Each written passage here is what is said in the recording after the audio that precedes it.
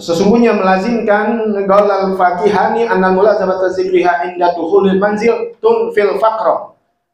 Qaulal fakihani, berkata Syekh Fakihani, sesungguhnya melazimkan zikir la ilaha illallah inda dukhulil manzil, ketika masuk ke dalam rumah, tunfil faqra, mendiadakan kefakiran. Jadi kalau pulang masuk udah diajarin dulu ya, kalau mau banyakin uang inti di rumah, masuk rumah biasakan mengucap salam, assalamualaikum. Kalau ada anak inti, ada bini inti jawab. Kalau nggak ada, kita pulang rame-rame sama anak bini, berarti kan rumah kosong. Buka pintu, ucapkan salam, assalamualaikum warahmatullahi, assalamualaika ayyuhan nabiyyu warahmatullahi.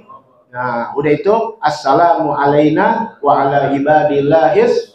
Nah, assalamualaikum tetap assalamualaikum karena ada makhluk Allah. Assalamualaikum warahmatullahi wabarakatuh. Assalamu alayka ayyuhan nabiyyu warahmatullahi wabarakatuh. Assalamu alaina. Nah, selesai baca qul huwallahu ahad. 1, rezeki buat inti. 2 sampai 3 tuh tetangga-tetangga inti dapat. Ya, Anda udah pernah bahas kan? Baca inna anzalnahu. Insyaallah keluarga inti rukun. Baca ayat kursi, sekalian ngaji dah. Dikit itu, ntar harus dikasih banyak inti, Habib suruh ngaji aja dulu langsung pulang. Ya, baca ayat kursi. Dikit orang baca tadi kulhu, apalagi ayat kursi, inna anzalnahu. Ini kan sambil inti jalan, nggak duduk dulu bersila ngaji inti. Jalan sambil, yang penting kan bukan masuk kamar mandi, bukan. Ya, bentaran doang itu bacaan. Termasuk baca tadi la ilaha illallah. Karena apa? Tunfil faqra, meniadakan kefakiran.